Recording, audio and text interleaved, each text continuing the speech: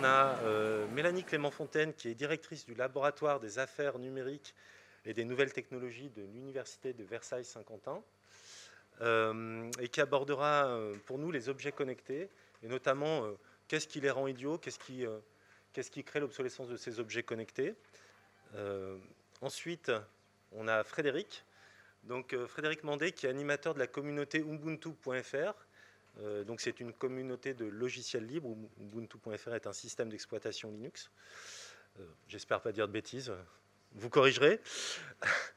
Et qui nous fera le lien entre finalement ces fameux appareils électroniques qui sont à la fois des appareils au sens physique du terme, mais aussi au sens logiciel, et qui fera le lien entre les deux, qui nous montrera les mécanismes qu'il y a d'obsolescence entre la couche logicielle et la couche matérielle.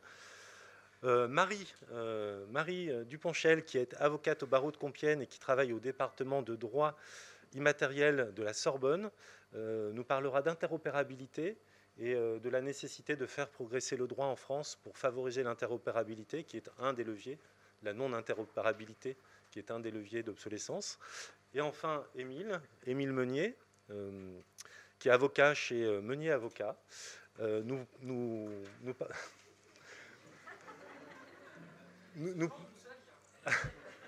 abordera avec nous le délit d'obsolescence programmée, puisqu'en fait, très récemment, ce matin, je crois, ou hier, l'association HOP, Halte à l'obsolescence programmée, a déposé une plainte concernant des imprimantes et des mécanismes d'obsolescence programmée supposés. Donc, il pourra nous expliquer un petit peu la démarche. Donc, ce que je vous propose, c'est au lieu d'avoir une grande table ronde monolithique avec 5 interventions monolithiques, c'est de partir un petit peu plus en live et puis de poser, on a préparé la table ronde de façon monolithique, mais de poser des questions de façon plus dynamique aux participants. Et je vais organiser la table ronde en 3 parties. La première, c'est de constater la situation. La deuxième, on va analyser finalement quels sont les leviers, s'il y a des leviers d'obsolescence programmée sur les équipements numériques. Et puis la troisième proposition sera de trouver des solutions et donc d'aborder les solutions.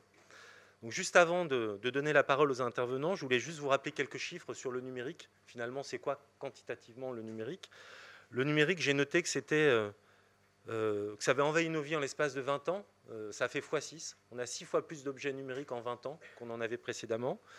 Il y a 80% des Français de plus de 12 ans qui sont équipés, qui ont accès à un téléphone fixe, un téléphone portable, 65% d'entre eux un smartphone en plus, un ordinateur, à une télévision et à une connexion Internet. Donc c'est dire le taux d'équipement qu'on atteint dans le pays.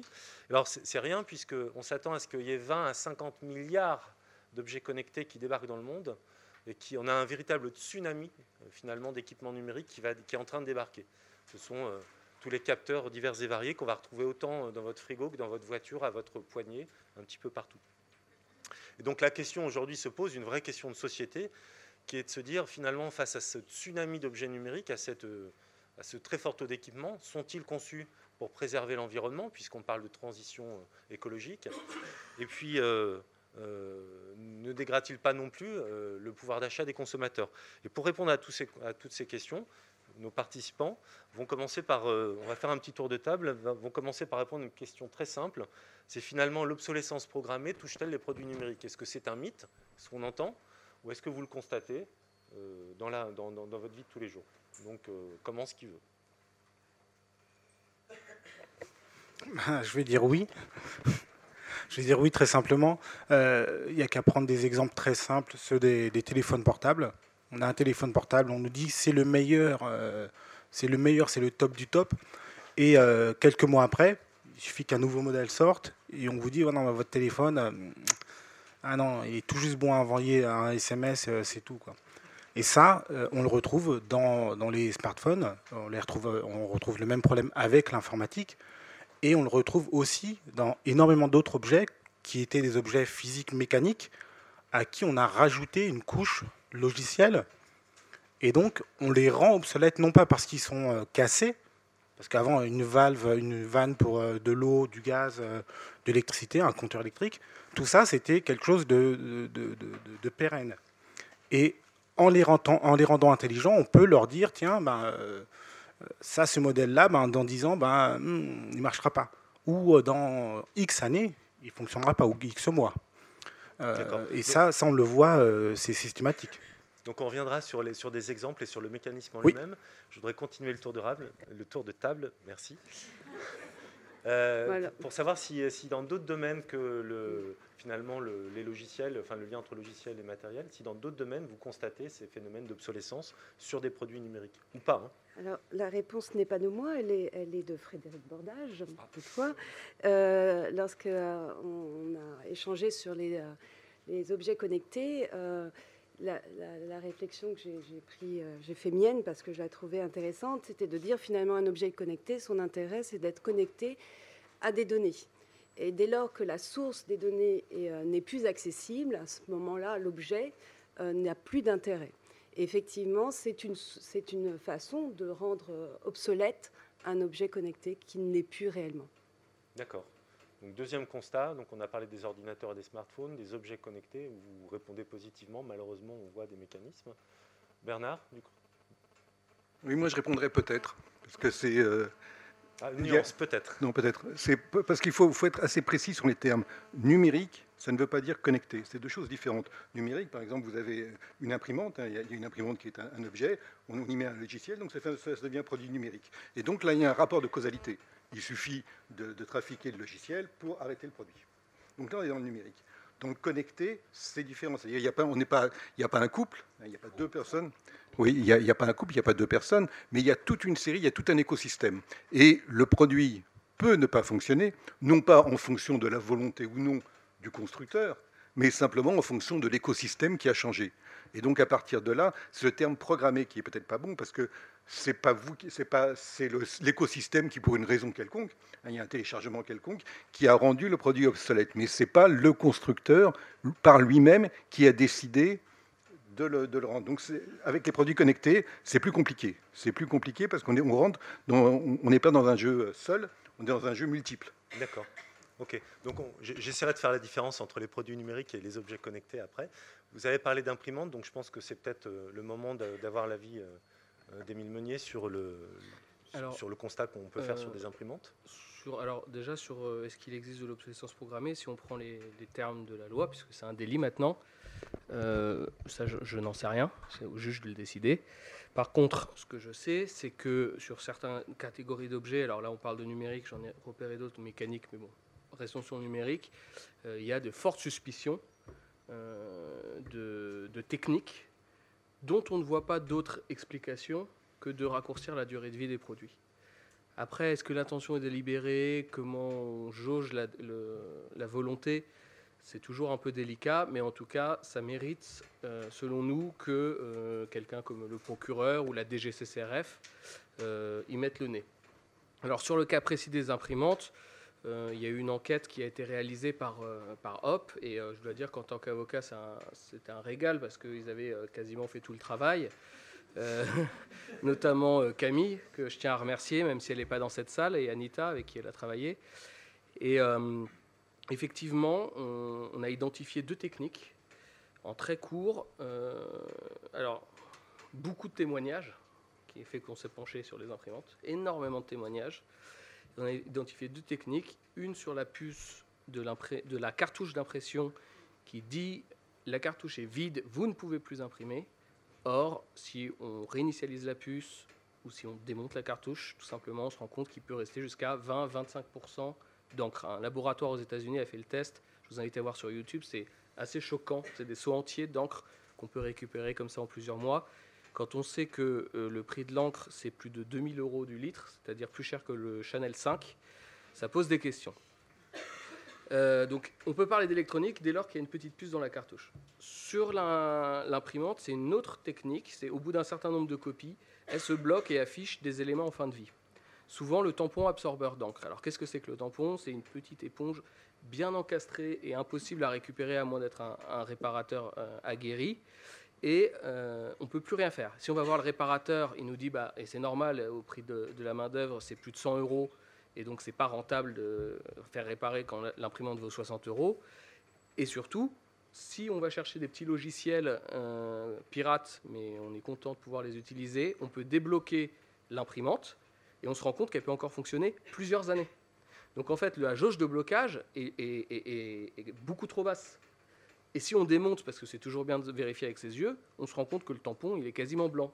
Donc quasiment, j'exagère un peu, mais en tout cas, il est loin de déborder. Voilà. Les cas précis soulevés par l'enquête qui ont donné lieu à la plainte et que j'essaye de qualifier juridiquement pour pouvoir présenter ça au procureur et lui donner envie d'approfondir. D'accord, super. Ce que je vous propose, c'est de... On va prendre votre question, mais on gardera les autres questions pour la fin. Tout à fait, bien sûr. Donc la question, c'était dans quel... La plainte est déposée dans quel domaine juridique, c'est ça? Ah bah c'est pénal. Non, mais je veux dire, dans quel domaine de faute? C'est quoi, de la tromperie Ah bah on est sur le... Ah pardon, j'aurais dû commencer par le commencement. Depuis 2015, il y a un délit dans la loi qui s'appelle l'obsolescence programmée. Et donc on se sert de ce délit qui peut ressembler un peu à la tromperie, mais qui permet des possibilités supplémentaires pour essayer de venir modifier ce type de fait. Donc, ce que je vous propose, c'est de finir le tour de table avec Marie Duponchel, notamment sur l'aspect interopérabilité, et après on reprendra dans l'ordre, on va dire, on va essayer, on reprendra dans l'ordre l'explication des différents leviers d'obsolescence. Là, ce qu'on est en train de faire finalement, c'est qu'on constate qu'il y a des leviers d'obsolescence. Il y en a un qu'on n'a pas abordé, c'est celui de l'interopérabilité. C'est quoi l'interopérabilité déjà? Peut-être qu'il faut commencer par définir un peu le terme. L'interopérabilité, en fait, c'est la solution face à l'obsolescence, à mon avis. Alors, quel est le problème? Voilà. Alors, le problème concrètement avec l'obsolescence programmée, c'est quoi? Et c'est dans l'exemple qu'on vient de vous donner sur les imprimantes, concrètement, c'est qu'on ne voit pas ce qu'il y a dedans. On ne voit pas ce qu'il y a dedans et on ne comprend pas ce qu'il y a forcément dedans. Pourquoi est-ce qu'on ne comprend pas? Parce qu'on a... C'est pas moi. En mode avion.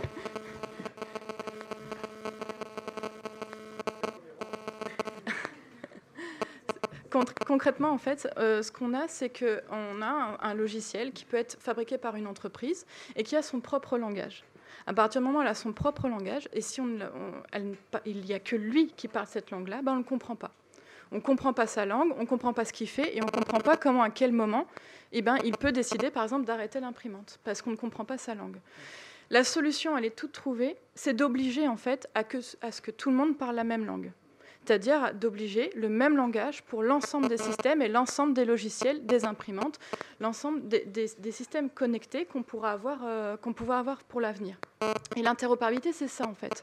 Concrètement, c'est d'obliger à ce que tout le monde puisse s'échanger mutuellement les informations pour que votre ordinateur, votre smartphone, votre imprimante parlent tous la même langue et qu'on puisse voir comment ils parlent. C'est-à-dire les obliger à parler la même langue et aussi les obliger à diffuser ce qu'ils mettent dedans. Et donc là, vous voyez vers quoi, pour certains, on va aller, c'est vers ce qu'on appelle le code source ouvert, pour que tout le monde puisse comprendre. Et l'interopérabilité, ce qui est nouveau, c'est pas forcément nouveau, c'est un truc qui existe depuis des années. Ça avait été inventé, en fait, dans le problème des voies ferrées.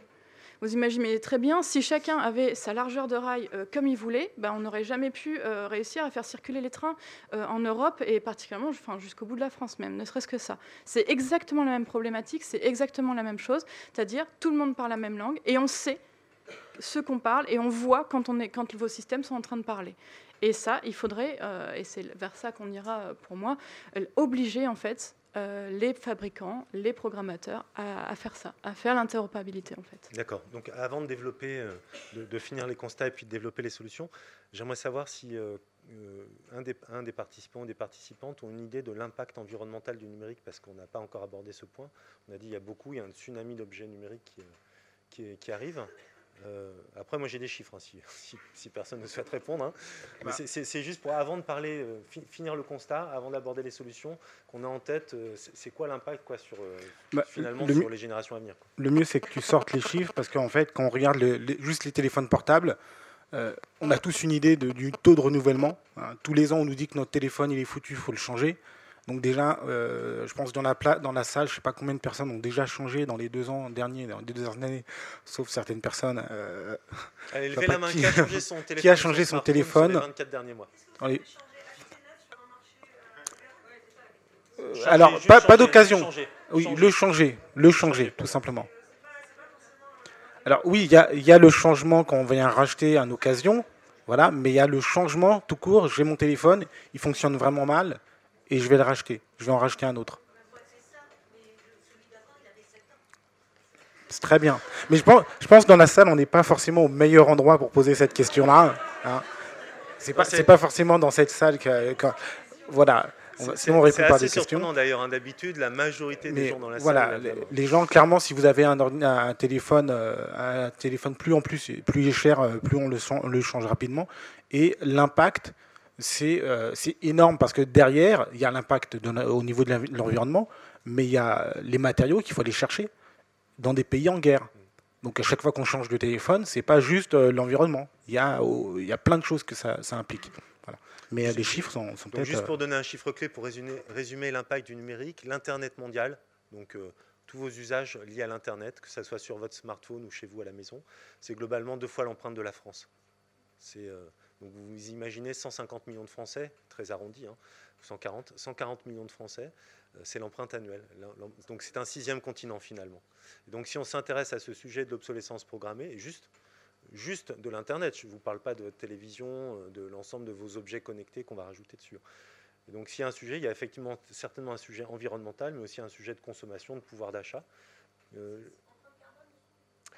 Tout, globalement.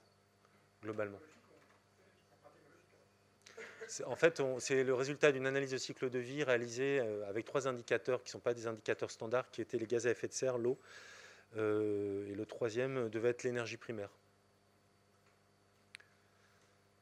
Et donc on imagine que pour fabriquer un smartphone, il faut 3000 litres d'eau. Et d'ailleurs, finalement, si on a ce débat, je pense que vous ne l'avez pas souligné, mais je pense que c'est important de le souligner pour cette table ronde en particulier, le smartphone est devenu le symbole de l'obsolescence programmée, finalement, quand on regarde. Si on vous dit obsolescence programmée, vous pensez à quoi? Vous pensez très certainement à votre smartphone.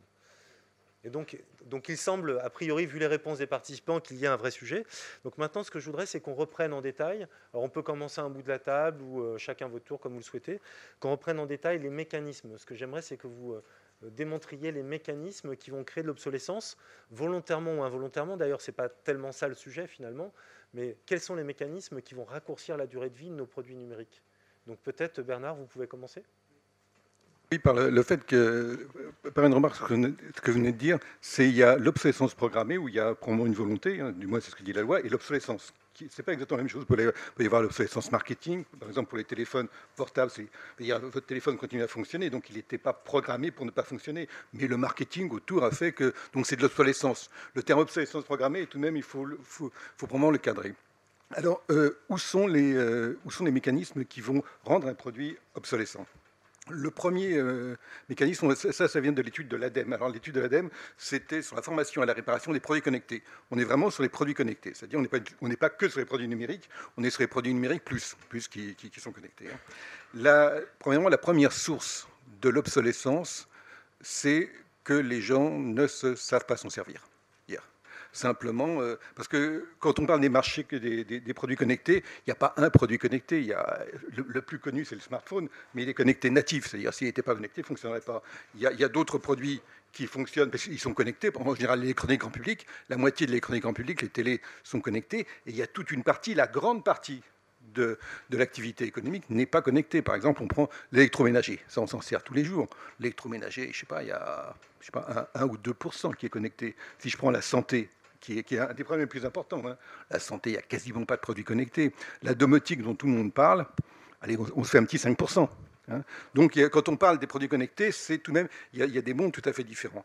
Plus on arrive vers ce que l'on fait, nous, c'est ce que moi je peux faire, ce que vous pouvez faire, plus la difficulté pour les gens de comprendre comment ça fonctionne, d'autant plus qu'on ne met jamais les modes d'emploi, ou quand il y a un mode d'emploi, il est traduit de chinois en anglais, d'anglais en français. Donc il faut tout de même... Il faut déjà le comprendre. Donc les gens ne savent pas, simplement ont du mal. C'est la première phrase, la première chose. Aujourd'hui, dès aujourd'hui, par exemple, quand les téléviseurs, donc un téléviseur, c'est à peu près simple, hein, quand un téléviseur est amené à réparer, il y a à peu près 20-25% des téléviseurs qui n'ont rien. Simplement, qu'est-ce qu'ils ont? C'est que les gens ne savent pas le programmer. Je veux dire, c'est tellement compliqué. Vous avez dans votre palette de télécommandes, il y a tellement de boutons, à un moment, vous faites un truc, ça ne marche plus, etc. Sauf qu'il fonctionne, le produit. Mais donc ça, c'est le premier, c'est la complexité. Hein, le plug and play, c'est une vision de l'esprit. Hein. Quelquefois, ça fonctionne, souvent, ça ne fonctionne pas. Ça, c'est le premier point. Le deuxième point, c'est ce que je parlais tout à l'heure, c'est l'écosystème. Quand vous avez Internet, quand un produit fonctionne avec Internet, il ne fonctionne pas toujours avec Internet. Vous avez, quelquefois chez vous, vous avez la possibilité, vous avez un bon débit Internet. Vous avez peut-être vu, hier il y a l'ARCEP qui a sorti une étude. Il y a 60%, il n'y a que 60% du territoire qui est à peu près bien couvert. Donc tout le reste, c'est pas couvert. Donc vous avez un produit, vous l'achetez. À un moment, il fonctionne parce que personne n'est sur le net autour de vous. À un moment, vers 6 heures, tout le monde va sur le net, il ne fonctionne plus. Qu'est-ce que vous faites? Vous téléphonez à je ne sais qui, vous hurlez, vous pleurez, vous faites quelque chose. Donc ça aussi, là, c'est l'écosystème par lui-même. Ensuite, le reste, hein, c'est un peu ce qu'on dit mes différents collègues, c'est-à-dire vous avez les protocoles. Alors les protocoles, vous avez deux choses dans les protocoles. Vous avez le protocole qui lie le produit avec son logiciel. Donc ça c'est simple, hein. Là c'est tout ce qu'on a été après, mais c'est plus compliqué. Très souvent, vous avez un produit qui va fonctionner avec un autre. Par exemple, je sais pas, les volets roulants qui vont fonctionner avec les radiateurs. Hein, quand il fait chaud, je ne sais pas, un quelconque, il fait chaud, on va éteindre les radiateurs, où il n'y a personne, on va éteindre les radiateurs. Donc vous allez avoir vous pouvez avoir potentiellement deux langages différents. C'est-à-dire il y a un constructeur de radiateurs qui va prendre une langue, le constructeur de capteurs ou de volets roulants va prendre une autre langue. De temps en temps, ça parle ensemble. Parfois, ça parle ensemble. Alors, ça parle peut-être à un niveau, comme quand vous parlez avec anglais. C'est-à-dire, il y a un niveau d'anglais, vous pouvez parler avec quelqu'un. Si l'anglais devient vraiment très, très dur, vous commencez à lâcher. Hein. Donc là aussi, vous avez des couches. Hein. La première couche, elle fonctionne en général, mais ce n'est pas la première couche, c'est les autres couches qui vont voir. Et donc, à partir de là, les langages qui ne fonctionnent pas, c'est l'anti-tour de Babel. Donc, ce que j'entends en fait dans cet aspect systémique, finalement, et là, ce qui m'intéresse, c'est une réponse de nos juristes dans la salle, autour de la table en tout cas. Ce qui est intéressant, c'est que vous dites finalement, c'est plus des produits numériques, ce qui est connecté, ça devient des services numériques constitués d'un ensemble de composants. C'est-à-dire ma télé, pour pouvoir regarder la télévision, j'achète un produit numérique qui est connecté à une box, au décodeur TV, qui est connecté à la box, qui est connecté au réseau de l'opérateur, qui est connecté à un sous-traitant certainement qui va gérer les fibres optiques, les fibres noires, etc. Et donc il y a une forme de dilution, et là je pose la question aux juristes, une forme de dilution de la responsabilité de la panne en fait. Un écosystème, l'écosystème du connecté, c'est-à-dire il y a 10 acteurs, à peu près une dizaine d'acteurs, qui vont devoir fonctionner entre eux. Et il y en a un seul qui ne fonctionne pas, ça ne marche pas. D'accord. Donc dans ce cas-là, qui est responsable? Est-ce qu'en droit français, on sait pointer du doigt et dire, voilà, dans le cas d'une grosse avarie majeure, je vous pose la question, on ne l'a pas préparée cette question, hein, clairement. Non mais, est-ce qu'un des soucis finalement de l'obsolescence, c'est pas qu'on se rejette la faute finalement entre acteurs d'un écosystème, quoi? Non, mais in fine, on trouve une réponse juridique. Il y aura forcément une réponse juridique face à un litige qui serait soumis, ne serait-ce au juge. La réponse n'est pas toujours simple. Par exemple, pour les voitures autonomes, donc des voitures connectées, des voitures qui fonctionnera sans conducteur, on sait que ce sont des objets très complexes, où il y a une partie informatique, une partie construction, il y a celui qui va louer, celui qui va prêter, etc. Et donc, aujourd'hui, on est en train de réfléchir sur la répartition de la charge, justement, de la responsabilité en cas de dommage. Et c'est une discussion qu'on a avec les sociétés d'assurance, puisque les sociétés d'assurance sont au premier rang, en fait, de la question, puisque c'est elles qui vont d'abord dédommager, puis ensuite, évidemment, il y aura une possibilité de répartition autre entre les acteurs. L'important aussi, c'est de permettre l'indemnisation rapide de la victime. Donc c'est là que le législateur va intervenir pour trouver cette solution qu'on a adoptée depuis la loi Badinter, qui consiste à dire on va éviter que le litige ne prenne du temps et ne retarde cette indemnisation. Ensuite, les professionnels ont intérêt aussi que le litige ne traîne pas. Donc c'est pour ça qu'il y a cette discussion en amont pour penser à un régime le plus adéquat aux intérêts des uns et des autres. Mais évidemment, il y aura une réponse juridique. D'accord, ok. Ce que je vous propose, c'est de finir un petit peu sur les objets connectés. Après, on va venir sur le lien avec le logiciel. Frédéric, ok. Allez-y. Non, je tenais à renuancer par rapport au fait que des objets vraiment qui sont fabriqués informatiquement. Au niveau informatique, il y a du code qui est là pour clairement faire en sorte que le matériel ne fonctionne plus. Ça, c'est du code, il suffit d'ouvrir le code et de regarder dedans. Bon, il faut savoir le faire. Il faut faire ce qu'on appelle du reverse engineering ou regarder des stats. On regarde un téléphone, exemple, le téléphone avec des pommes dessus. À chaque fois qu'il y a un nouveau qui sort, l'ancien fonctionne moins bien. C'est clair, c'est net, tout le monde voit les chiffres. Alors, dans ce cas-là, on reviendra sur la formation que je voulais traiter avec Bernard, et on va rester sur le logiciel. On reviendra, il faudra me faire penser à parler de la formation. Justement, sur ce fameux lien entre logiciel et matériel, quels sont les mécanismes? Parce qu'il y en a plusieurs. Frédéric, Émile.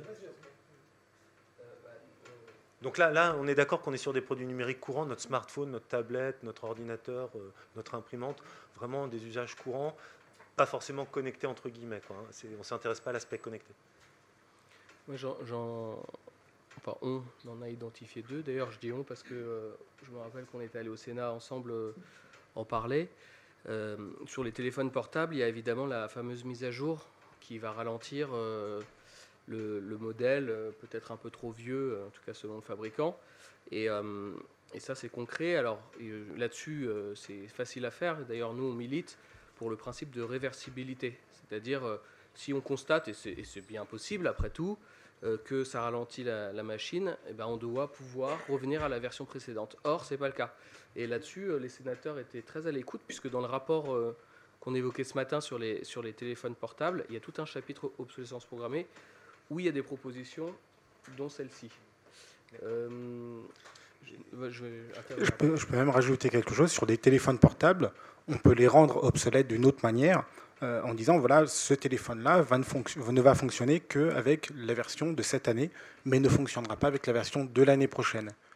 Et il suffit de dire voilà, votre téléphone, il va fonctionner cette année, mais l'année prochaine, il n'aura pas droit. Il n'aura pas droit à une mise à jour. Pourquoi? Alors, ce que j'entends, Parce qu'on a envie. Ce que j'entends, c'est qu'il y a 2 mécanismes que vous décrivez. Le premier, c'est un espèce de gras numérique qui va s'entasser progressivement sur le smartphone, qui va le faire tellement ramer qu'on ne pourra plus l'utiliser alors qu'il fonctionne, mais il est trop lent. Et il y a le deuxième mécanisme décrit donc par Frédéric, qui est de dire si on ne met plus à jour, on a peur un petit peu de se faire voler son numéro de carte de crédit. Si on ne met pas à jour, si on ne met pas à jour, il y a des failles de sécurité qui vont apparaître. C'est comme une maison, on la traite, je sais pas, ça devient n'importe quoi. Pareil, mon smartphone, si je ne le mets pas à jour, il va y avoir des problèmes. Et il va y avoir aussi le nouveau logiciel, nouvelle application super sympa, qui ne tournera pas dans l'ancienne version. Et donc, je ne pourrai pas bénéficier de cette version-là. Donc, je vais devoir changer de téléphone. D'accord. Et en fait, on peut très bien mettre à jour, si on veut. Il suffit justement d'enlever les limitations, de casser le code, pour pouvoir après faire ce qu'on veut. Donc, en fait, on le fait avec les imprimantes, on le fait avec les téléphones. Logicielle, là. Oui. On crée l'obsolescence du matériel tout à fait. du logiciel. Parce que le matériel fonctionne quand on a des compétences. Il suffit de dire à l'ordinateur, non, c'est moi qui commande, et tu vas faire ça. Et il le fait, tout simplement. Je donne la parole à Marie, et après il y a Bernard qui voulait réagir. Oui. Marie. Alors, il y a un terme qu'a eu Frédéric, en fait, qui est important aussi et qui véritablement pose le problème de l'obsolescence, c'est casser le code. Parce que, véritablement, quand vous ne savez pas ce qu'il y a dedans, on est face à un mur. C'est-à-dire que concrètement, et c'est pour ça que les premières procédures arrivent, et tant mieux, c'est que concrètement, on ne sait pas, et on ne sait pas comment y arriver et comment démontrer, en fait, cette obsolescence qu'on voit, mais qu'on n'arrive pas à démontrer. Et c'est là où on a un discours entre les informaticiens et les juristes qui est parfois un dialogue de sourds. C'est quand on vient de nous expliquer ce genre de problématique, oui, tu te rends compte, il y a des problèmes de mise à jour, moi je voudrais le démontrer, je voudrais déposer plainte et compagnie. Regarde, j'ai cassé le code. Oui, voilà. Alors oui, c'est les problèmes. Voilà, il y a ce type de procédure-là qu'on avait fait aussi. C'est qu'il faut savoir aussi qu'on a un problème juridique, c'est-à-dire que théoriquement, vous ne pouvez pas toucher à ce qu'il y a dedans. Vous ne pouvez pas y toucher comme vous voulez. Il y a des procédures, des techniques qui ont été sur lesquelles il y a eu des législations. Si vous faites autrement, potentiellement, tous les éléments de preuve que vous allez avoir pour récupérer sur l'obsolescence ne serviront à rien. Parce qu'on viendra vous rétorquer que, effectivement, vous l'avez eu avec un moyen qui était tout à fait illégal. Donc, on ne peut pas voler les informations, on ne peut pas faire ce genre de choses. Et il n'y a que 2 techniques. Et là, pour le coup, il faut vraiment avoir des geeks de son côté pour pouvoir faire ce type de procédure. Il n'y a que 2 techniques théoriquement que vous pouvez pour examiner et pour utiliser un logiciel qui est en cours et pour pouvoir pouvoir vous en servir après, notamment pour le rendre interopérable. C'est ce qu'on appelle, donc Frédéric avait utilisé le terme l'ingénierie inverse. Vous regardez ce qui se passe, vous modifiez vous voyez ce qui se passe après, et la décompilation, c'est tout. Et là, on a véritablement un obstacle qui est juridique, qui est parfois incompréhensible pour les informaticiens, de devoir respecter certaines règles pour pouvoir aboutir à démontrer qu'il y a un problème et pouvoir après pousser en fait à un changement des textes pour face au problème qui a été démontré. Alors, est-ce qu'il y a un lien avec la formation des réparateurs que vous souhaitiez aborder sur cette... C'est pas ça, mais D'accord. il peut y avoir un lien. Je pensais que c'était le lien. Parce que moi, ce que je me dis, c'est que si on ouvre le capot d'une voiture, on ouvre le logiciel. Si on ne peut pas ouvrir le capot de la voiture, on ne peut pas réparer. Aujourd'hui, si vous ouvrez votre capot de voiture, ça ne sert à rien. Comment ? Ça sert à rien. Si on ouvre aujourd'hui un capot d'une voiture moderne, ça ne sert plus à rien. J'ai une vieille 106 qui a 26 ans. Donc... Alors oui, d'accord, là, ok. Mais les nouvelles voitures, ça ne sert plus à rien. Il faut appeler, vous regardez la marque, vous faites la marque assistance. Sinon, ça ne marche pas. Eh bien, nous, on arrive à ouvrir et réparer. S'il faut changer une bougie, on change la bougie. Là, aujourd'hui, dans un bloc moteur, il suffit de l'ouvrir et de dévisser des trucs et hop, c'est hors la loi. Donc ce que vous êtes en train de dire, après promis, je donne la parole à Bernard, ce que vous êtes en train de dire, c'est que l'ouverture, j'essaye de résumer un peu ce que j'entends, hein, ce que vous dites, c'est l'ouverture des logiciels, des drivers d'imprimantes aussi peut-être, de l'ouverture globalement des lignes de code, garantit une meilleure réparabilité ou une meilleure intervention possible pour... Tout à fait. En fait, il y a beaucoup de choses qui peuvent être réparées très très simplement. Et qui sont mises en place. En fait, quand on ouvre le code et on voit ce qui est fait à l'intérieur, on voit très bien que le fabricant a volontairement baissé la durée de vie du produit ou bloqué le système. Tout simplement. C'est l'exemple des imprimantes. Moi, je n'ai jamais racheté d'imprimante parce que j'ai pas besoin. Mais l'imprimante, elle me dit non, et ben, je dis oui. Et elle me dit d'accord. Mais c'est illégal. Effectivement, le logiciel libre vient de ça. C'est une imprimante qui ne marchait pas et elle devait fonctionner. C'est comme si vous me dites mon couteau ne marche plus. Ben, je vais l'aiguiser. Ben, non, vous n'avez pas le droit. Ben, si. Et c'est de là que c'est venu le logiciel libre. C'est en disant non, il faut qu'on puisse avoir accès au code, au logiciel, parce qu'à l'intérieur, il y a plein de choses. Il y a le fait que ça fonctionne ou pas, le fait que je sois espionné ou pas, le fait que ça fonctionne ou pas, et le fait de l'adapter à ce qui va arriver aujourd'hui ou demain, ou dans 10 ans, ou dans 50 ans. Donc finalement, après on donne la parole à Bernard, on va y arriver. Donc finalement, ce que j'entends, c'est si on avait un logiciel ouvert, les mécanismes qui ralentissent, qui raccourcissent artificiellement la durée de vie de mon imprimante, du nombre d'impressions, on les détecterait, on pourrait les faire sauter. D'accord ? C'est ça l'idée qu'il y a derrière. Oui, tout à fait. On peut les faire évoluer. Il y a un autre chiffre qui n'a pas été cité par les intervenants. On avait mené une étude en 2015 qui montrait qu'entre Windows 98, c'était Windows 95, Office 98, il y a tellement de versions, et Windows 7 et Office 2013, je crois, il fallait 115 fois plus de puissance. Donc il y a du gras. J'imagine que 115 fois plus, un moteur 115 fois plus gros pour faire le même nombre de kilomètres à la même vitesse, ça nous choquerait. On ne l'accepterait pas. On l'accepterait pas. Et j'imagine que l'ouverture du code nous amènerait quand même à regarder tout ce gras et à prendre des décisions qui s'imposent, quoi. Certainement. Exact. Alors, un des problèmes, c'est aussi le système d'exploitation qu'on a dans nos ordinateurs, qui vous dit, ben non, votre ordinateur, il est trop vieux, il rame, il y a des virus, changez-le. Ben non, c'est comme si vous me dites, tiens, vous avez une fuite chez vous, ben, on va casser le bâtiment et puis on va en refaire un autre. Non, j'ai un problème de fuite, donc j'appelle quelqu'un qui sait réparer la fuite. Sauf que là, je n'ai pas le droit d'appeler une personne pour réparer cette fuite, et donc je dois casser le bâtiment et reconstruire le bâtiment. D'accord, merci. Bernard ? Oui, je ne veux pas apparaître comme le mouton noir, mais je pense que ça, il faut le nuancer. Je suis à peu près d'accord, mais il faut vraiment le... l'objectif de la table ronde, c'est pour ça que je suis là. Il faut vraiment le nuancer, parce qu'il y a des problèmes de gamme.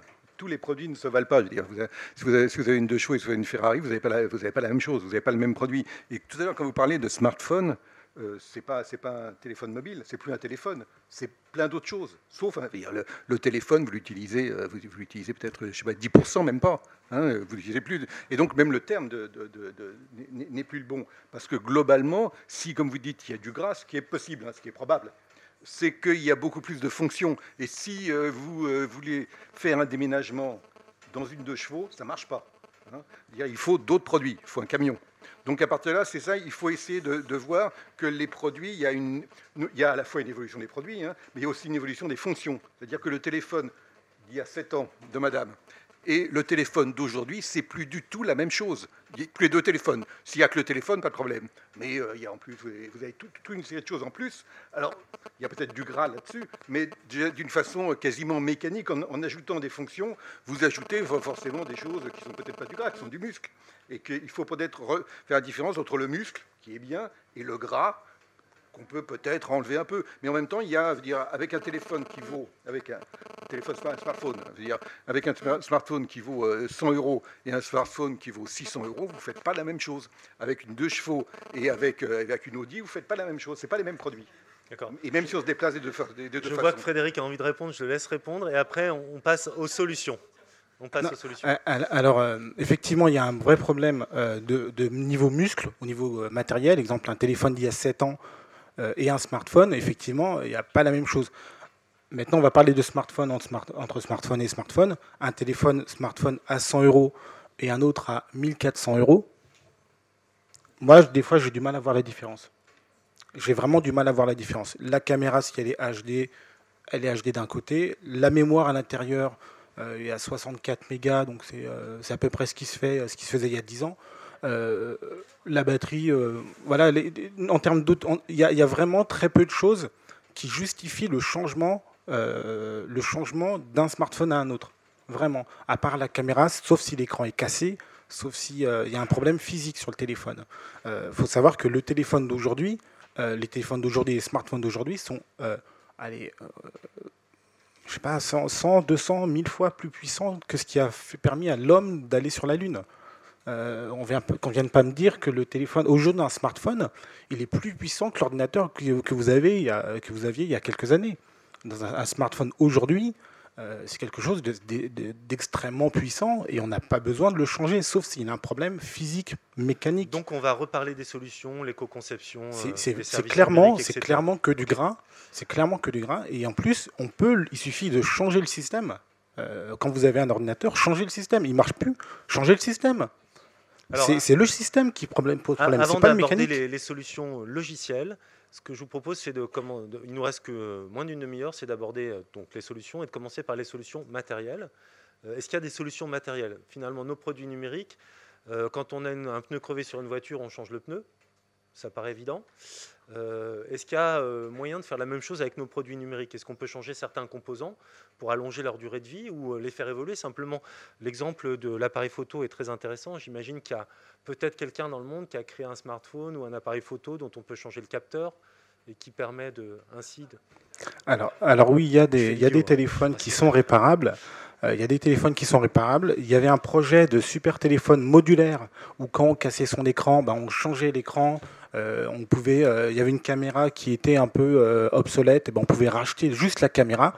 Ce projet a été racheté par Google. Ils l'ont mis dans un placard. C'est fermé. En tout cas, ce que j'entends, c'est qu'on a une Alors le premier téléphone, le projet, je ne sais plus, Nara ou je ne sais plus quoi, celui-là il aurait coûté un prix, mais c'est un prix qui serait dans la moyenne des téléphones d'aujourd'hui, mais surtout on aurait pu changer un seul élément. Donc là c'est intéressant. Et on a exactement le Fairphone qui est un téléphone, il a un prix, il a 600 €, ça veut dire que j'ai plusieurs fois un téléphone. Mais si mon téléphone dure une dizaine d'années et que je peux échanger la caméra et tiens, j'ai cassé mon écran, je vais changer mon écran, c'est beaucoup mieux que de racheter un autre téléphone à 300, 400 €. Je voudrais qu'on donne la parole à Marie qui veut répondre. Alors, par contre, je vais peut-être casser un peu la chose, mais il y a une limite que nous, on a tout de suite sur certaines problématiques, c'est qu'à partir du moment où vous allez ouvrir votre smartphone, vous n'avez plus la garantie. D'accord. Donc ça, c'est un premier élément de droit juridique qu'il faut faire évoluer. Moi, j'en ai eu beaucoup aussi qui ont ouvert l'ordinateur pour voir ce qui ne marchait pas dedans. À partir du moment où vous ouvrez pour voir ce qu'il y a dedans, si vous ne trouvez pas la panne, que vous le refermez, que vous l'envoyez au SAV, ils vont vous dire ça a été ouvert, on ne garantit pas. Alors ok, on va reprendre dans l'ordre. Première chose à faire dans les solutions, avoir le droit d'ouvrir son équipement pour changer des pièces, pour faire des choses dedans. Donc ça, est-ce que le droit l'autorise ou pas? Émile? Moi, je parle sous contrôle des autres juristes, mais il faut distinguer deux choses. La garantie commerciale, où effectivement ils ont le droit de dire ce qu'ils veulent, à peu près ce qu'ils veulent comme condition, et de dire si vous ouvrez, vous n'êtes plus garanti commercialement. Et à la garantie légale de conformité, où là, selon moi, j'avoue que j'ai jamais eu à avoir un dossier comme ça, mais ça ne fait pas sauter la garantie. Après, la question elle est du rapport de force. Si on va voir le SAV qui nous dit ah non, vous l'avez ouvert, c'est pas garanti. Bon, et si c'est garanti, je vous jure, c'est dans la loi. Ou qu'est-ce qui se passe, c'est eux qui ont gagné à la fin. Mais sur le droit, je suis pas sûr que, enfin je sais pas, hein, mais je suis pas sûr que ça fasse péter vraiment la garantie légale de conformité. Donc ok, première solution, il faut qu'on ait le droit d'ouvrir nos équipements pour pouvoir, alors ouvrir matériellement l'équipement pour pouvoir changer un composant. Ça veut dire qu'il faut la disponibilité des pièces de rechange à un coût abordable. C'est ce qu'on a vu finalement sur la table ronde en fin de matinée. Mais ça veut dire qu'il faut pouvoir faire aussi la même chose au niveau du logiciel, puisque c'est une partie de l'équipement numérique, j'imagine. Ça, vous avez le droit. Ouais. D'accord. Oui, aujourd'hui, on peut très bien acheter un ordinateur, enlever le système d'exploitation et le remplacer par un autre. C'est tout à fait légal. Et d'ailleurs, il y a des magasins qui remboursent et des marques qui remboursent la différence. Faut énormément se battre. Mais c'est dans la loi. C'est dans la loi. Il y a des gens qui ont été punis pour ça. Il y a des marques qui le font beaucoup plus rapidement parce qu'ils ont eu des grosses condamnations et qu'ils ont mis en place un service. Et d'autres qui refusent encore et qui attendent les procès. Mais il y a certaines marques, on achète un ordinateur, on ne prend pas la licence Microsoft, on dit voilà, ça fait des années que j'achète des ordinateurs, enfin j'achète des ordinateurs d'occasion maintenant, et je ne paye pas la licence, parce que je sais faire. Je voudrais qu'on continue sur le logiciel, après je crois qu'il y a Bernard qui veut intervenir, mais Marie avant. Finalement, ça pose aussi une question d'interopérabilité parce que je peux ouvrir mon équipement, mon ordinateur, disons, je vais pouvoir changer ma batterie moi-même, super, ou je sais pas, remplacer le disque dur ou je ne sais quoi. Je peux changer le système d'exploitation, je mets un Linux ou Ubuntu dessus à la place d'un Windows, je sais pas quoi, super. Mais les formats de fichiers, on fait comment? Alors, sauf que tout ça c'est joli, mais si vous êtes comme moi que vous savez pas, enfin vous savez appuyer sur le bouton, vous n'allez pas changer grand-chose en fait. Et c'est là où on arrive à un obstacle, c'est que oui, si vous êtes informaticien, si vous touchez un peu et si vous arrivez à démonter tout, ou si vous allez dans un salon, ils vont vous le faire, effectivement. Mais ce serait tellement plus simple, en fait, d'obliger, dès le démarrage, les fabricants à rendre, en fait, leurs produits interopérables, c'est-à-dire à donner le code source ouvert directement et à leur permettre le même langage pour tout le monde tout de suite. Et ça, ce serait tellement plus simple pour que tout le monde, que le consommateur lambda aussi puisse bénéficier de ces avantages-là. Ça, ce serait vraiment une avancée. Et aujourd'hui, c'est pas le cas. C'est pas le cas parce que la seule obligation qu'ils ont aujourd'hui, en fait, enfin, tous les fabricants, tous les programmateurs et compagnie, la seule obligation, c'est de ne pas faire obstacle. Alors, entre ne pas faire et faire, vous savez comme moi qu'il y a un gouffre. Et donc aujourd'hui, la seule obligation qu'ils ont, c'est de ne pas faire obstacle à l'interopérabilité, c'est-à-dire de ne pas vous empêcher de le faire si vous le souhaitez. Mais si vous ne savez pas le faire, tant pis pour vous. Mais quelque part, c'est un peu logique. Je veux dire, on a des garagistes, c'est logique qu'on ait des informaticiens qui fassent le même travail que sur notre voiture. Oui, sauf que vous achetez un smartphone, vous le branchez, on va arriver aux voitures connectées, on va arriver à tout ça. Vous avez envie de brancher votre outil, avant que vous mettez juste la prise, ça ne marche pas. Ça ne marche pas et vous n'avez pas les connaissances techniques pour le permettre. Il faudrait les obliger en fait à permettre la même programmation sur tous, donc le même langage, pour que vous n'ayez pas ces obstacles-là. Le nombre de fois où des gens ont acheté des logiciels de vidéo ou des choses comme ça qui ne fonctionnaient pas, où ils sont obligés de racheter et compagnie, ça c'est vraiment une atteinte aux consommateurs. Et pour le coup, il y a vraiment un travail à faire du côté des consommateurs, où c'est vraiment les premières victimes. C'est pas les informaticiens, eux, ils contournent, hein, ils ont pas de soucis plus que ça. La prochaine étape, c'est véritablement permettre aux consommateurs ça, en lui donnant en fait l'objectif, c'est vous branchez, ça marche. Voilà, c'est vraiment le but, et vous n'êtes pas bloqué dans une technologie. Il y a Mélanie qui voulait réagir, et après ce que je vous propose, c'est qu'on fasse un petit peu, je vous poserai une question simple, après la réaction de Mélanie, ça sera de résumer un petit peu l'intervention avec 3 idées clés, et on prendra les questions dans la salle, parce qu'il nous reste à peine 20 minutes. Bien. Mélanie. Oui, moi, ce que je voulais soulever, c'est le déplacement de la richesse. En fait, on a parlé du matériel et on a parlé de données. Et finalement, la richesse n'est plus sur le matériel, elle est sur les données. Donc, il y a une guerre des données. Une guerre des données avec un cadre juridique qui permet des monopoles, qui permet des exclusivités. Et on s'est rendu compte, évidemment, que ces monopoles et ces exclusivités, si on les appliquait telles qu'on les appliquait il y a 30 ans, poser un véritable problème pour le consommateur que nous sommes. Donc il y a de plus en plus des règles d'ajustement pour endiguer les problèmes que peuvent poser l'exclusivité sur les données. Et on parlait des objets connectés ou des objets qui fonctionnent à partir d'un logiciel. On sait qu'il y a le droit de la propriété intellectuelle qui confère un monopole.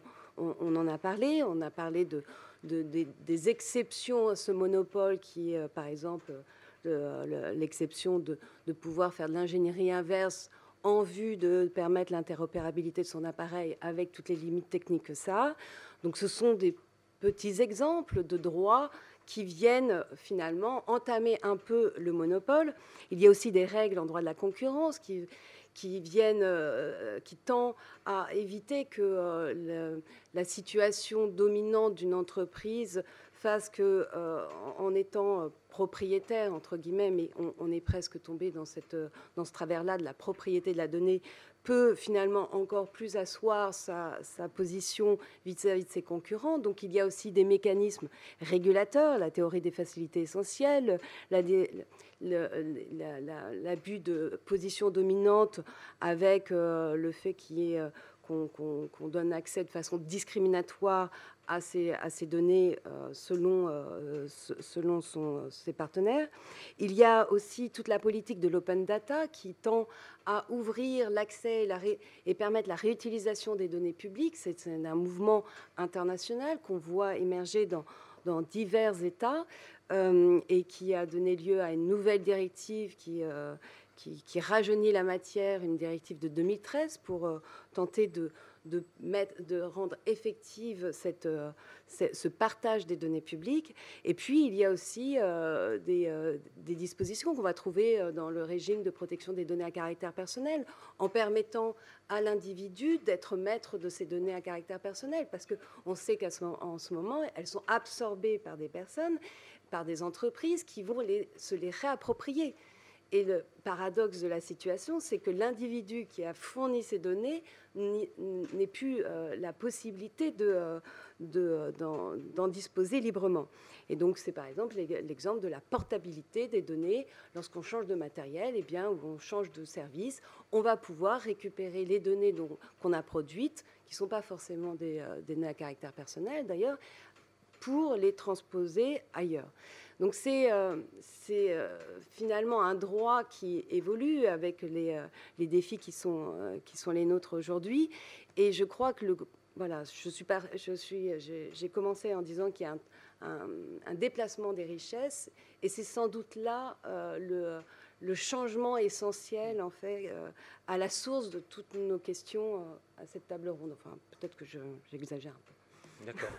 C'est une bonne introduction pour attaquer la conclusion. Ce que je vous propose, c'est donc de faire un tour de table en commençant d'un côté ou de l'autre, commence qui veut, avec finalement parce qu'on a abordé plein de sujets un petit peu en vrac, excusez-nous, mais c'était plus vivant comme ça. Et je pense que ce qui est important, c'est qu'on reparte de cette table ronde avec peut-être les 2-3 idées clés qui tiennent à cœur de chaque intervenante, parce que ce qui est important, c'est qu'on puisse nourrir votre réflexion, y repartir et donc continuer votre réflexion en dehors de cette journée, quoi. Donc si on commence par Bernard. Alors faites court s'il vous plaît, parce que oui, je voudrais qu'on ait au moins 5 minutes de questions. Oui, quelques bonnes et quelques mauvaises nouvelles. Alors les bonnes nouvelles, on va commencer par une bonne nouvelle. Ça, c'est l'étude ADEME. Elle est sur le site de l'ADEME. Je vous conseille de lire, non pas, il doit y avoir 400 pages, il y a une synthèse en une 50aine de pages. C'est vraiment, là, faut lire ça, quoi. Bon, on ne peut pas dire en une minute. Elle s'appelle comment ? Elle s'appelle Formation à la réparation des produits connectés. C'est sur le site de l'ADEME, vous l'avez. Donc ça, c'est la première bonne nouvelle. Vous pouvez continuer à travailler après ce colloque. Mauvaise nouvelle. On va commencer. Mauvaise nouvelle, c'est qu'il y aura beaucoup plus, dans l'écosystème total des produits connectés, il y aura beaucoup plus de dysfonctionnements. Ça va arriver. Plus on va mettre de produits sur le marché, plus il y aura de dysfonctionnements et d'une façon cumulative. Donc voilà, ça c'est la mauvaise nouvelle. La bonne nouvelle de la mauvaise nouvelle, c'est que la connexion permet aussi, c'est ambigu la connexion, parce qu'elle va permettre aussi de savoir où est la panne, où est le dysfonctionnement. Hein, donc vous avez, parce que simplement, tout ça, vous allez avoir, tout ça, ça va être un logiciel, vous allez avoir des logiciels, des réflexions qui vont dire, tiens, la panne est là. Parce que globalement, maintenant, ce qui va se passer, vous avez acheté un coup de folie, un réfrigérateur connecté, 2500 €. Voilà, coup de folie. Alors, vous avez acheté un des quelques réfrigérateurs qui ont été vendus, parce qu'à ce prix-là, il ne marche plus. Donc immédiatement, vous hurlez auprès d'Arty ou n'importe qui, vous demandez à quelqu'un de venir, il vient, il va devoir savoir où est la panne. Où est la panne? Est-ce que c'est la panne sur le produit, sur le logiciel, sur ce qu'il y a autour? Est-ce que ça vient du téléphone? Est-ce qu'il n'y a pas assez d'Internet? Il y a plein de choses. Donc à partir de là, ça va être beaucoup plus compliqué. Et donc là, la connexion va permettre de simplifier et d'essayer de voir où est la panne. Donc ça, c'est une bonne nouvelle, parce que savoir où est la panne, ça veut dire que le réparateur, il va arriver en sachant déjà exactement qu'est-ce qui se passe. Donc il va y avoir une bonne nouvelle. Autre bonne nouvelle, j'en ai encore deux. La mauvaise nouvelle, c'est qu'il vous reste 5 secondes. Alors, la mauvaise nouvelle, c'est que, il y aura moins de réparateurs, il y aura à un moment, il y aura moins de dysfonctionnement. Donc, il y aura moins de réparateurs, et en plus, le métier de réparateur va totalement changer. Puisque auparavant, il ouvrait le produit, il essayait de regarder qu'est-ce qui se passait. Maintenant, c'est la machine qui va lui dire. La machine va lui dire, voilà, le produit, il a ça, et tu dois faire ça. Donc, il va y avoir une dévalorisation totale du métier de réparateur, avec, autre part, la valorisation va porter maintenant beaucoup plus sur ceux qui savent créer les systèmes, et notamment tout ce qui est information. Et j'ai tenu presque dans le... Parfait, merci. Mélanie.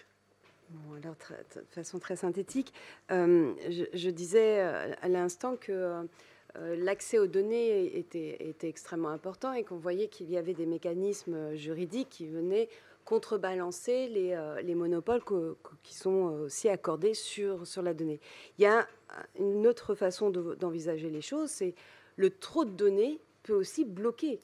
C'est-à-dire que l'obsolescence de nos appareils tient aussi au fait que on nous balance tellement de données qu'ils sont saturés et donc deviennent obsolètes. Et là, il y a sans doute un des grands enjeux qui est devant nous, c'est la gestion de cette masse de données. Parce que finalement, c'est une sobriété numérique, quelque part.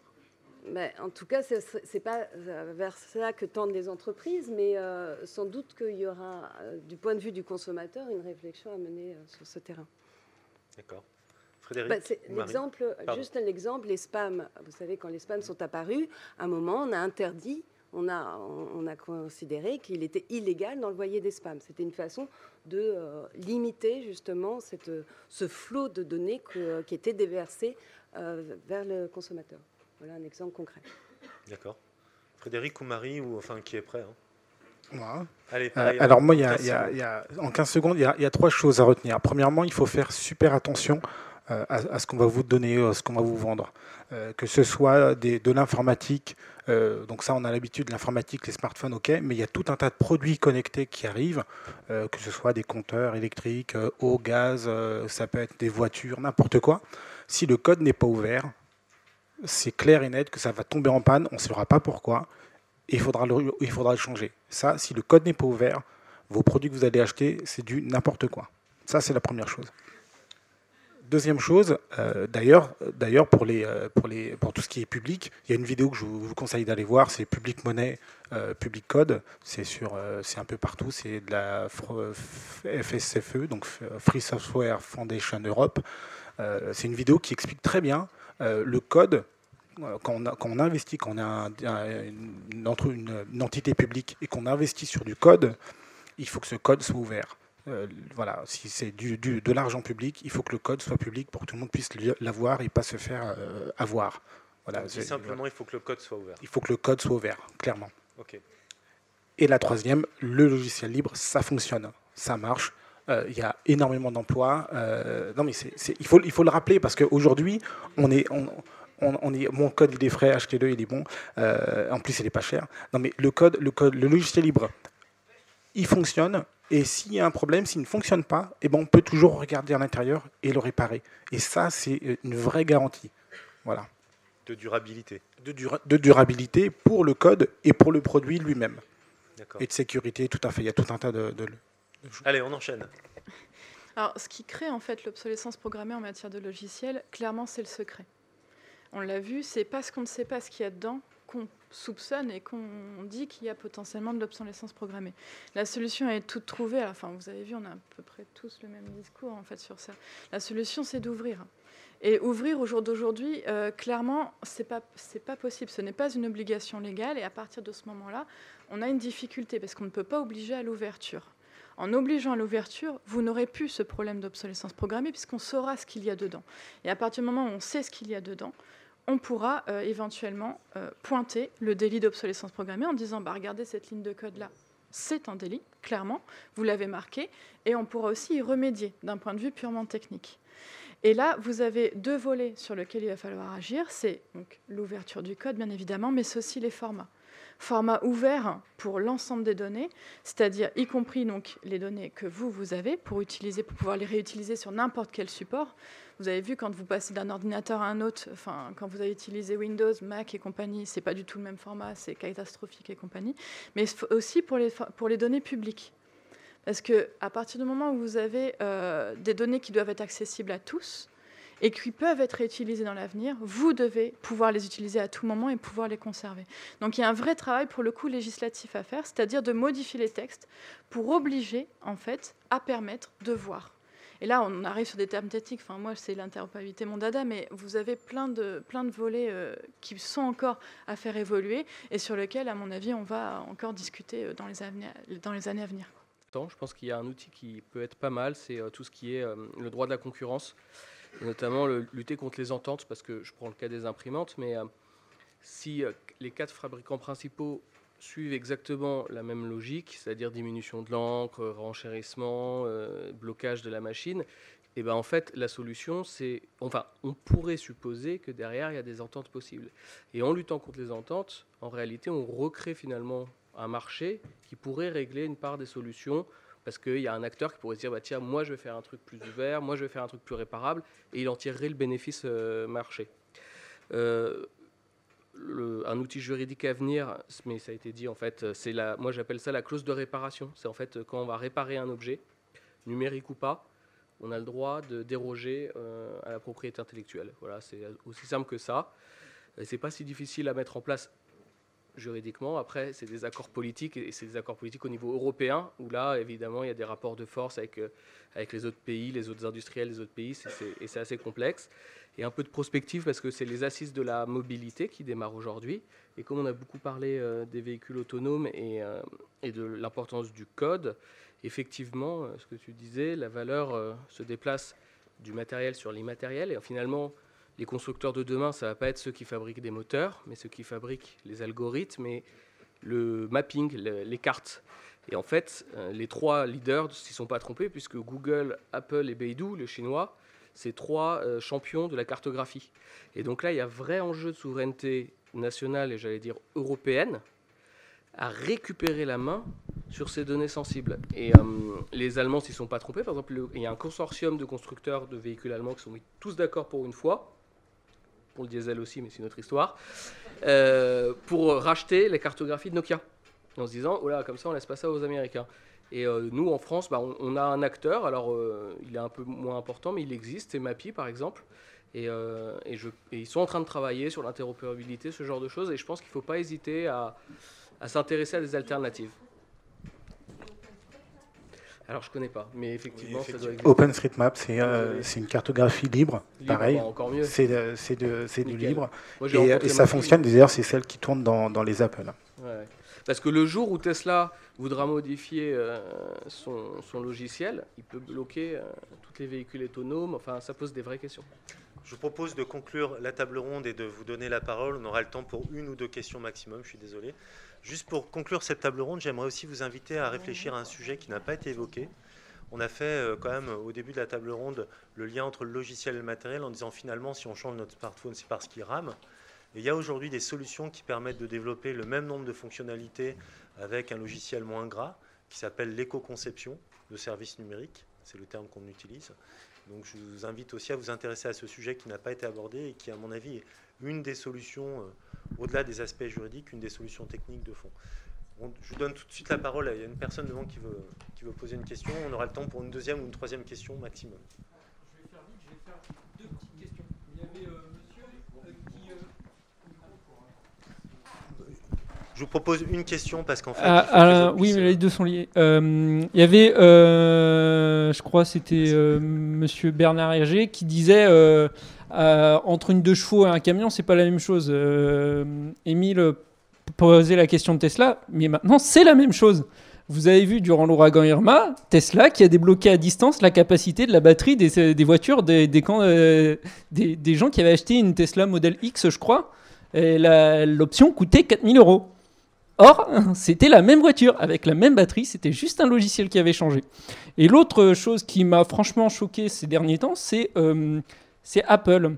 Vous avez vu au mois d'avril, le cours d'Apple qui a dévissé. Pourquoi ? Parce que les gens s'attendaient à ce que l'iPhone 8 sorte au mois de septembre, et ils attendaient d'acheter le nouveau iPhone. Quelle est la question ? Donc voilà, la question c'est, est-ce que les constructeurs ne sont pas sont en train de scier la branche sur laquelle ils sont assis avec l'obsolescence programmée ? Est-ce qu'on n'est pas arrivé au bout d'un modèle ? C'est une question très ouverte. Quelqu'un veut répondre ? Bernard ? Moi, je veux bien. C'est pas une réponse, c'est simplement il faut avoir une idée du marché. Le marché, par exemple, en France, vous avez 20 millions de smartphones qui sont vendus. En termes de prix, il y en a à peu près 1 million qui sont au-dessus de 500 €. Le reste, c'est plutôt de l'entrée de gamme. Il n'y a pas de milieu de gamme. Donc à partir de là, il faut probablement commencer, ce que je fais, essayer peut-être de mettre un peu de nuance dans ce qui est dit sur l'importance de ce qui vaut 600 ou 1200 ou 1400 €. C'est comme tout à l'heure, je parlais des réfrigérateurs Samsung à 2500 €. Il y en a qui se vendent. Il n'y en a pas beaucoup. En France, par exemple, c'est vraiment une petite population qui est visée pour acheter les très gros, c'est un truc de snobisme, etc. La plupart, il y a 90% du marché est un marché qui est aux alentours de 100 €, 100, 150 €. Je vous propose qu'on prenne une dernière question. Ouais. Monsieur ? Oui, bonjour. Moi j'avais une question, justement, on parlait de Juste si vous beaucoup... pouvez vous présenter, ça serait bien qu'on comprenne qui pose les questions. Ouais, moi je m'appelle Nicolas et je travaille chez Apple. Et du coup, j'avais une question par rapport à ce qui se passait, effectivement. On parlait de code ouvert, de pas mal de choses, effectivement, qui, vu d'un mauvais œil, d'un bon œil, pardon. Et justement, je trouve qu'il y a ce côté un peu aussi... on parlait du cartel sur les ampoules, ce genre de choses. C'est un peu cette vision un peu sombre, justement, des grands groupes aujourd'hui qui sont ceux qu'on a cités pendant cette colloque. Et est-ce qu'effectivement, il n'y a pas cette vision un peu plus négative, au lieu d'être objectif sur ce que peut accomplir ces groupes, et de se dire, au final, est-ce qu'ils ne sont pas aussi dans une optique positive, au lieu de vouloir vraiment contrôler et créer Juste cette la option. question, c'est quel est le lien avec notre thème de l'obsolescence ? Ouais, c'est justement aujourd'hui ce code fermé, ce genre de choses, et ces fonctions qu'on vendait à 4 000 € là pour Tesla.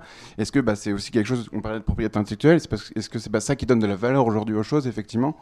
Et si on l'ouvre, est-ce que c'est pas ça qui va faire... C'est peut-être une question très naïve, mais c'est moi ce que je me pose. Alors, on a 1 minute de réponse et après, on devra céder la place. Alors, oui, Mélanie. en 1 minute, moi j'ai toujours défendu la position selon laquelle il peut y avoir différents modèles de valorisation de la propriété intellectuelle. Il y a le modèle du droit d'auteur qui a ses vertus, et de la propriété intellectuelle, du droit de la propriété intellectuelle en général, qui a ses vertus et qu'il faut défendre. Dans l'intérêt des créateurs, qu'ils soient sociétés ou individus. Et puis il y a un autre modèle qui a émergé dans les années 90, qui est le modèle libre, qui est une autre façon aussi d'envisager la production à plusieurs. Et voilà, je pense qu'il y a la place pour ces deux modèles-là. Et chacun a ses vertus, chaque modèle aussi a ses défauts. Sur cette note philosophique, je peux dernière question. Alors. Rajouter quelque chose. Oui, juste, j'aurais aimé savoir un peu plus de trucs sur la plainte. Est-ce qu'on pourrait savoir ce que vous allez faire précisément et ce que vous espérez ? Alors, en 30 secondes. Le temps ? Ok. Alors, en termes de... la plainte, elle a été déposée chez le procureur de la République. Maintenant, il lui appartient de mener une enquête, de faire des auditions, des expertises judiciaires, pourquoi pas des perquisitions. Si il ne fait rien, s'il classe sans suite, l'association a la possibilité de se porter partie civile devant le juge d'instruction, c'est-à-dire qu'elle devient partie à la procédure et peut suppléer le procureur pour demander des actes d'enquête, etc., etc. Ensuite, l'instruction suit son cours et à l'issue de l'instruction, décide d'aller devant le tribunal correctionnel, puisque c'est pénal, ou pas s'il n'y a pas assez d'éléments. Donc c'est quand même une procédure longue, il ne faut pas s'attendre à des rebondissements toutes les semaines. Mais en tout cas, la balle est jetée. Et est-ce qu'il y a déjà eu rebond de cette balle, c'est-à-dire est-ce que Epson a réagi Pour l'instant, moi personnellement, j'ai pas été contacté. J'ai demandé aux journalistes que j'ai eu au téléphone s'ils avaient fait finalement leur travail de journaliste, les interroger. Et eux m'ont dit que c'était blocos, on répond pas aux questions. Et je les comprends. En même temps, ils savent pas vraiment. C'est un peu quelque part, on les attaque, ils ont pas encore les billes dans les mains. Donc, c'est pas la première fois qu'on les attaque, en l'occurrence. Ils ont leurs éléments de langage, mais je pense que c'est bien aussi pour une bonne justice de poser les choses clairement sur la table, et puis chacun apportera ses arguments techniques. Ah bah nous on est très contents de l'avoir fait, oui. Ah oui, ça on est. Et puis je peux vous dire que je m'amuse un peu dans les interviews, je dis et puis il y a plein d'autres produits derrière, ce qui est vrai, mais je le dis sans nommer. Et puis moi j'espère que derrière tout le monde se dit oulala, on va revérifier nos process internes, est-ce qu'on est bon ou pas. Enfin l'idée c'est aussi de créer un mouvement, effectivement. Juste pour finir sur une note constructive, l'objectif c'est quoi? Ça va apporter quoi concrètement à la société civile?